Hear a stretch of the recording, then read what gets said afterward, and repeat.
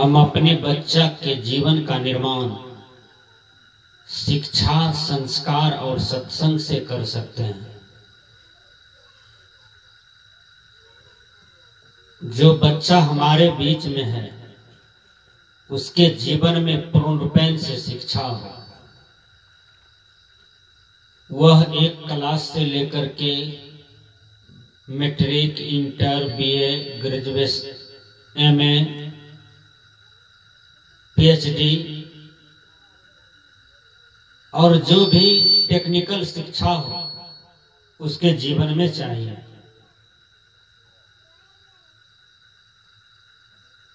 वही बच्चा जब कल जवान होता है तो वह हवाई जहाज चलाता है, एरोप्लेन चलाता है, रॉकेट चलाता है। अभी देखिए आप ही के देश का बच्चा इसरो इतना सुंदर चंद्रयान तैयार किया कि उसको इस पृथ्वी से दूरी चंद्रमा का 4 लाख 5 लाख किलोमीटर है और उस चंद्रमा पर दक्षिणी ध्रुव में जाकर के अपना चंद्रयान को उतार दिया और वहां पर रिसर्च चल रहा है। तो यह काम किसने किया? आपके बच्चे ही किए।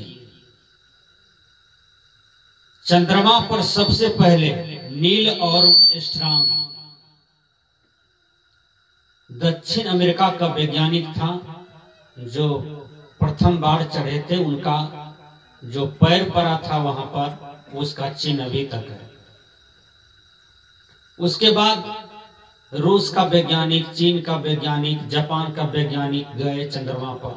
आपके देश भारत का भी गया प्रथम बार, राकेश शर्मा।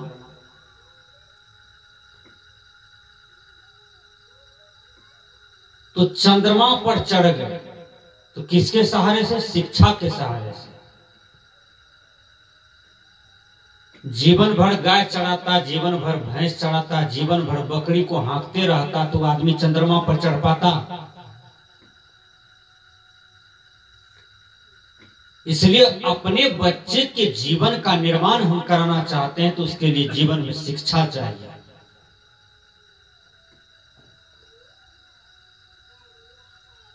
शिक्षा के बाद संस्कार, संस्कार के बाद सत्संग।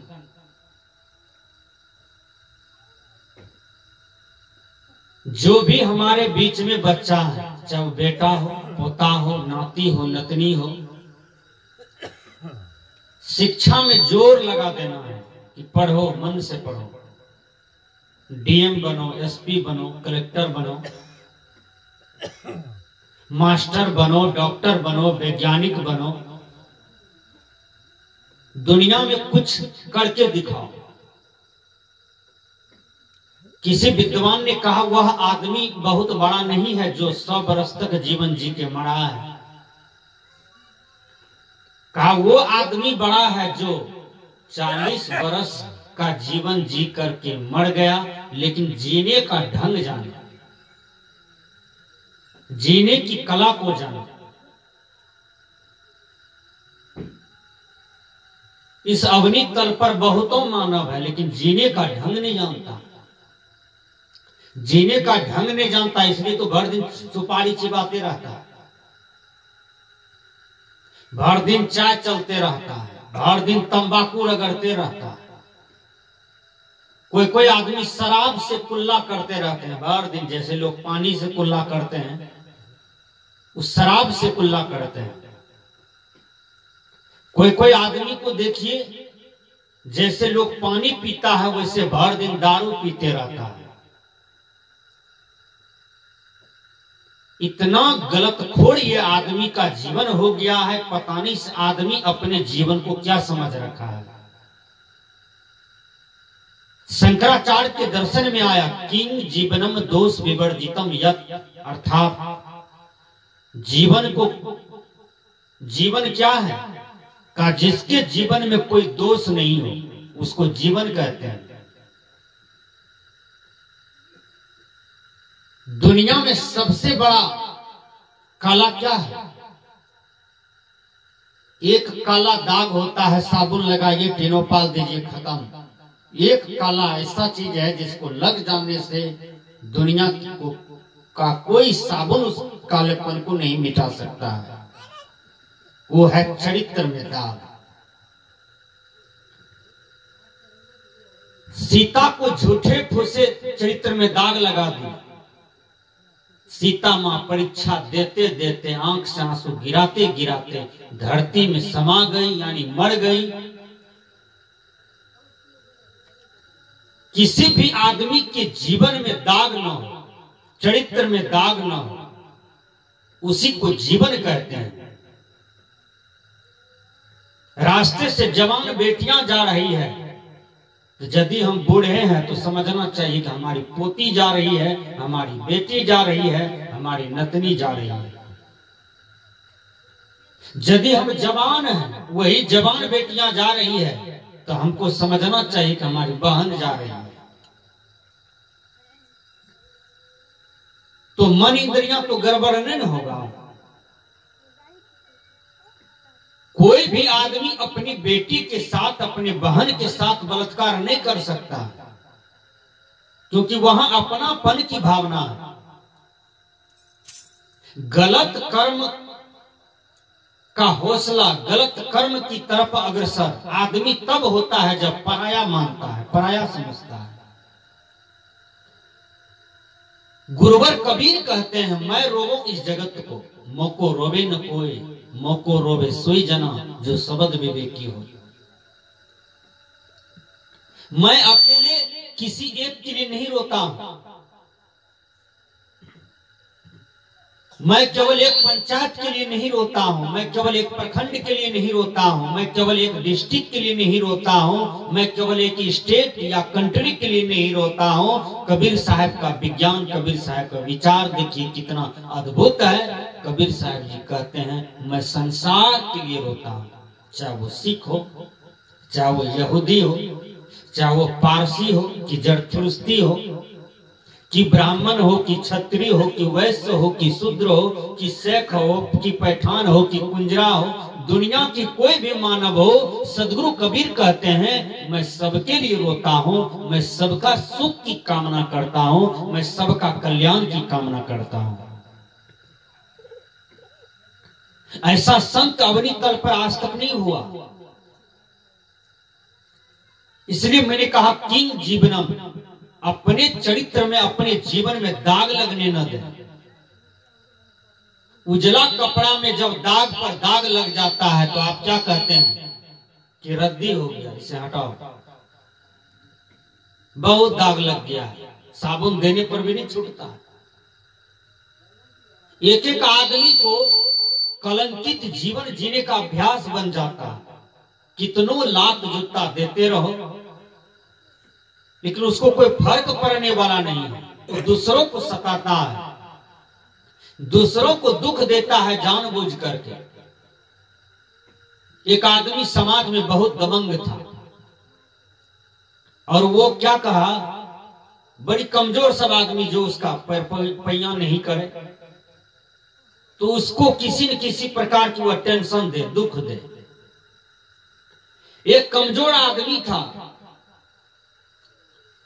संजोग से उसको सताना शुरू कर दिया। बेचारा नहीं कुछ बोला, साधु हृदय का था, लेकिन वही बेटा जवान हो गया, पोता जवान हो गया, फिर पंगा लिया। अब बेटा पोता किया कहा, मेरे बाप को, दादा को बहुत सताए हो, लिया डंडा, बस खदार करके अंगना पहुंचा दिया। जीवन भर का बदला 1 घंटा के अंदर में ले लिया। जब आदमी का समय पलट जाता है तो बड़े बड़े आदमी छोटा हो जाता है, छोटा आदमी बड़ा हो जाता है, बलवान आदमी कमजोर हो जाता है, कमजोर आदमी बलवान हो जाता है। सदगुरु कबीर का विज्ञान बतलाता है, सब दिन होतन एक समाना।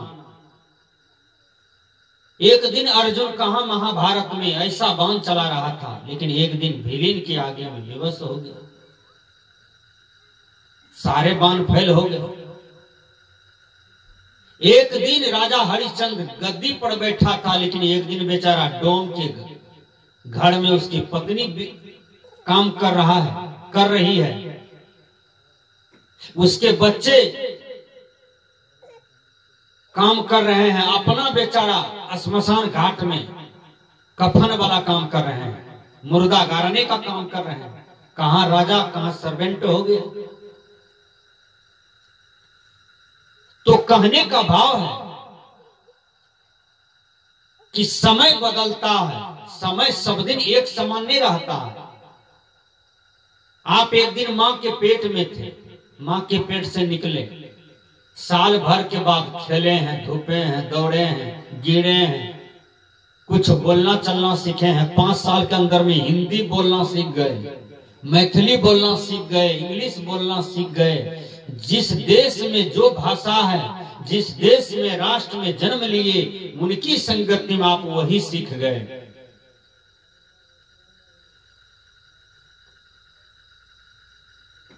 विचार कीजिए, संग का प्रभाव पड़ता है। ध्यान रहे कि हमारे जीवन में गलत संग ना आ जाए, तो गलत संग में गलत रंग चढ़ जाता है। पानी को जैसा रंग मिले, कपड़े को जैसा संग मिले, सादा कपड़ा को जिस रंग में डालिए उसी रंग का हो जाएगा, पानी में जो रंग डालिए उसी रंग का हो जाएगा। उसी प्रकार मानव जीवन है। मानव जीवन कैसा है? एक चौराहे पर एक सफेद कपड़ा को टांग दीजिए, उसी प्रकार मानव जीवन है। जैसे जिस कलर का धुलकन लगेगा वो कपड़ा उसी कलर में हो जाएगा। उसी प्रकार आपने जैसे जैसे व्यक्ति का संगत किया है, जैसा जैसा स्वाध्याय किया है, जैसा जैसा चिंतन किया है, आपका जीवन ठीक उसी तरह का बन जाता है। मैंने कहा कि शिक्षा, संस्कार और सत्संग प्रत्येक आदमी के जीवन में जरूरी है। हमारे बच्चे के जीवन का निर्माण में सबसे पहले अहम भूमिका शिक्षा है।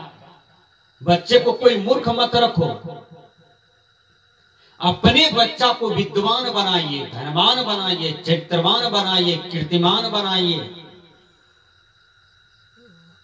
देखिए फिर आपका इस संसार में कितना बड़ा नाम होता है। आपका लक्ष्य घटिया न हो, आपका लक्ष्य मजबूत हो। पशु का लक्ष्य ठीक है, पक्षी का लक्ष्य ठीक है, कीड़े कीड़मिट का लक्ष्य ठीक है, वो कभी डिगते नहीं है। मनुष्य अपना मानवीय कर्म लक्ष्य से गिर जाता है, दुर्भाग्य यही है। एक गिलहरी समुद्र के किनारे में रह रहा था। गिलहरी एक वृक्ष पर रह रहा था। वृक्ष का जड़ समुद्र से था, थोड़ा बगल मिट्टी से था, बगल पाया से था। वो गिलहरी का छोटा छोटा बच्चा था, वो ज्यादा पानी आया तो समुद्र में फंस गया। गिलहरी कहीं से आया तो देखा बच्चा ने, समुद्र से पूछा, है समुद्र मेरे बच्चे को देखे हो? कहा वो तो कभी भंसिया गया। कहा तुमको भी नहीं छोड़ेंगे, तुम मेरा बच्चा का हत्या किए हो। गिलहरी अपनी पूंछ से समुद्र की पानी फेंक रही है, पूंछ से।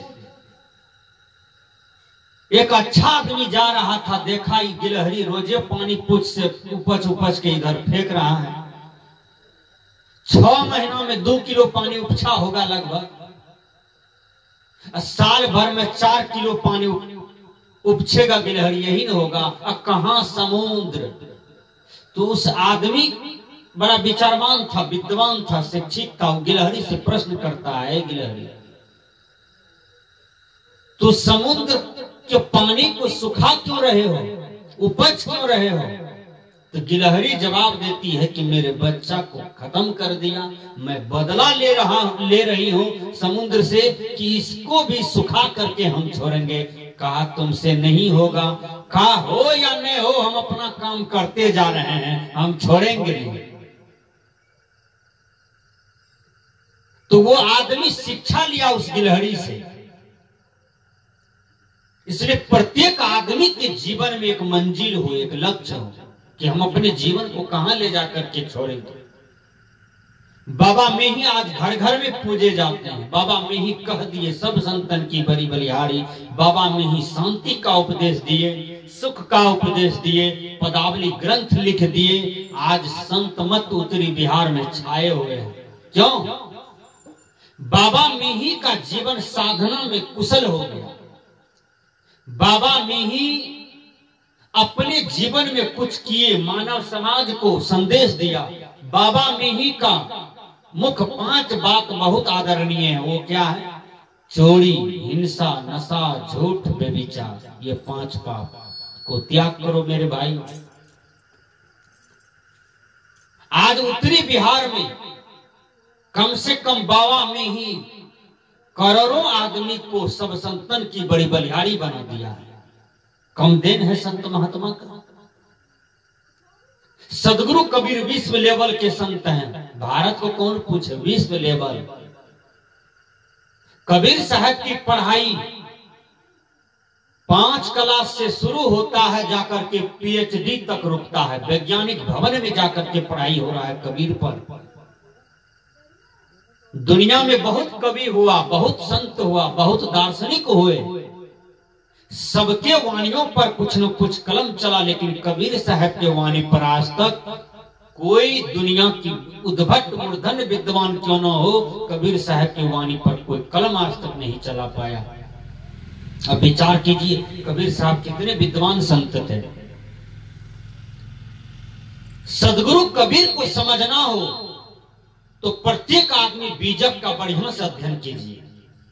मैं तो बार बार कहता हूं प्रत्येक आदमी अध्ययनशील बनिए, बढ़िया बढ़िया ग्रंथ को पढ़िए। इससे दिमाग खुलता है, बुद्धि विकास होता है, जानकारी होता है।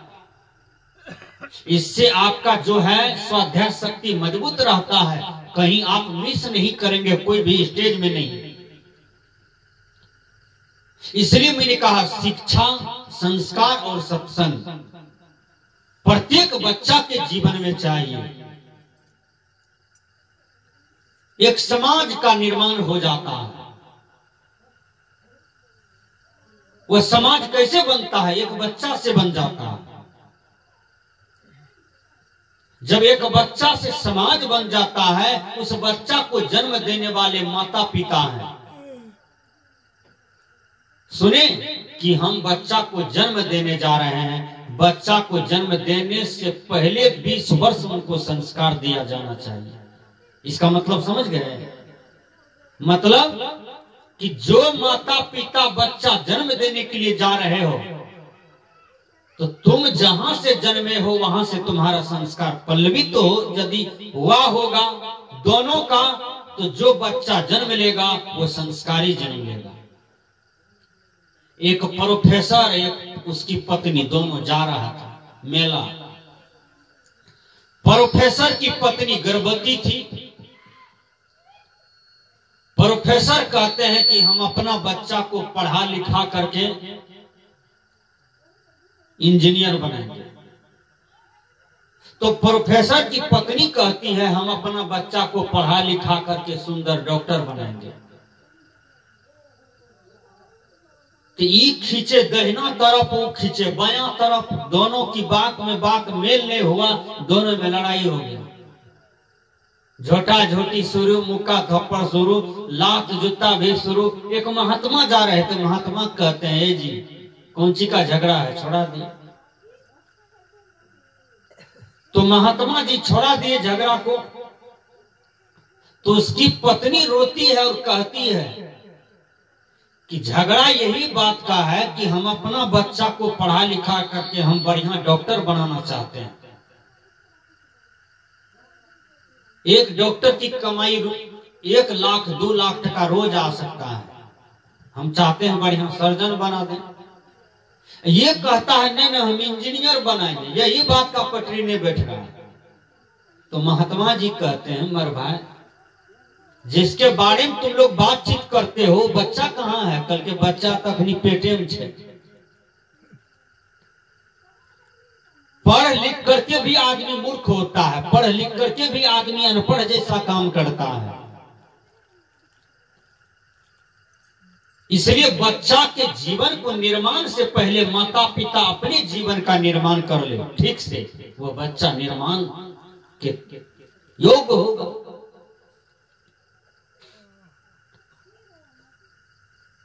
एक बार मैं कार्यक्रम में था, एक माँ बच्चे को लेकर के आया, बच्चा कन्हा था, उसको 3 बच्चा था, 2 तो बिन कन्हा था, 1 तो कन्हा था छोटकवा।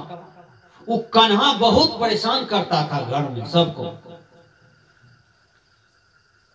हमको कहा बाबा ये बच्चा को लेते जाइए, हमने कहा कहाँ? कहा बाबा जी बना लीजिए। हमने कहा ये करता क्या है? कहा बहुत तंग करता है, दिन भर नचा नचा करके रुला रुला करके छोड़ता है। हमने कहा करता क्या है बच्चा? कहा ये बच्चा जर्दा खाता, खैनी खाता। हमने कहा ये चरसल्ला कैसे खैनी खाना सीख गई? तो वो महिला कहती है इसका पप्पा खैनी खाता है।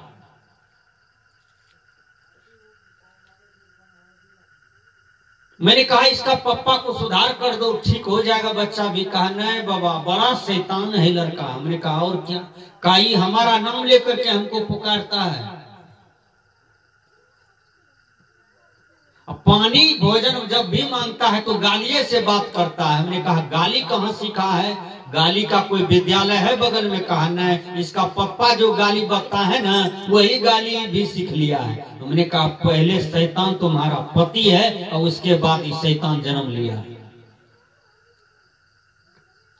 इंग्लिश के विद्वान ने कहा एवॉइड बैड कंपनी, अर्थात बुरी संगति से बचो। सदगुरु कबीर कहते हैं संगत कीजिए साधु की, हरे और की ब्याग, ओछी संगत क्रूर की, 8 पहर उपाग। संगति करे तो साधु का, 8 पहर उपाग, 8 पहर हम बर्बाद कर देते हैं। ओछी का संगति करते हैं, क्रूर की संगति करते हैं, क्रोधी का संगति करते हैं, हमारा जीवन चौपट लाल गिरधारी होते जा रहा है।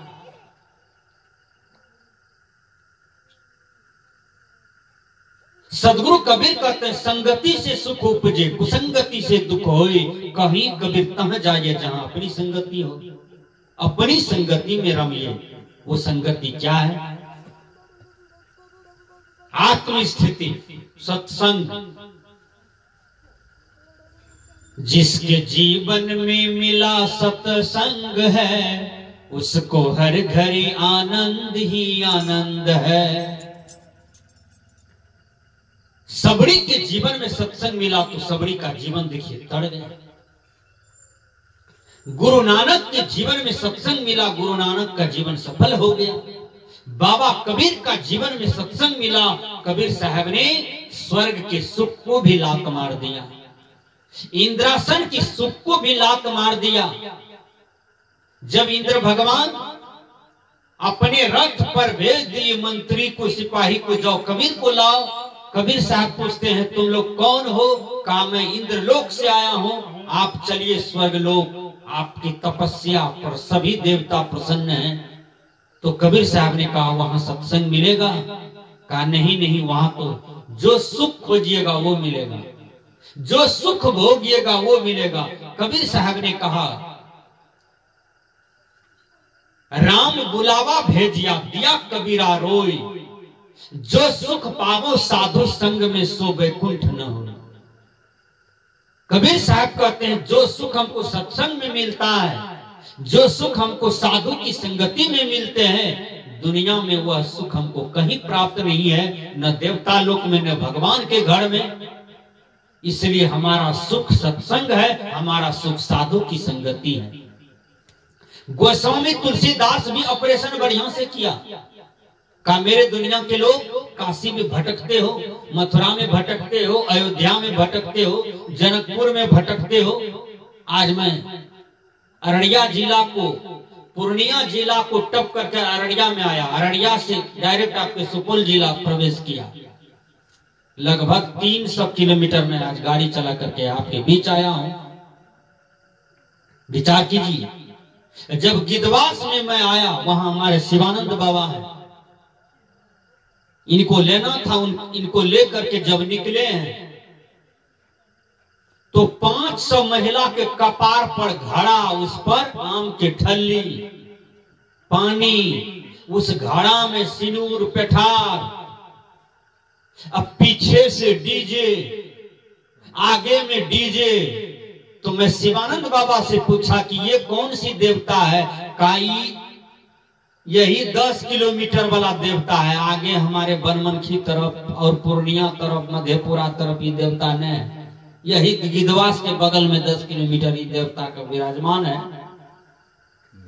कितना कायर देवता है। मैंने पूछा बाबा से कौन सी देवता है? कहा ये बेटा पूजन देवता है। बेटा पूजन सुने हैं आप लोग? बेटा पूजा है देवता, यानी बेटे को पूजो। ऐसा बभन पेची संसार में लगा हुआ है कि कहा नहीं जा सकता है। बाभन जगह जगह पर इतना पेच लगाया है कि लोगों को उलझा करके छोड़ा है। विचार कीजिए, बेटा को कहीं पूजता है माँ बाप।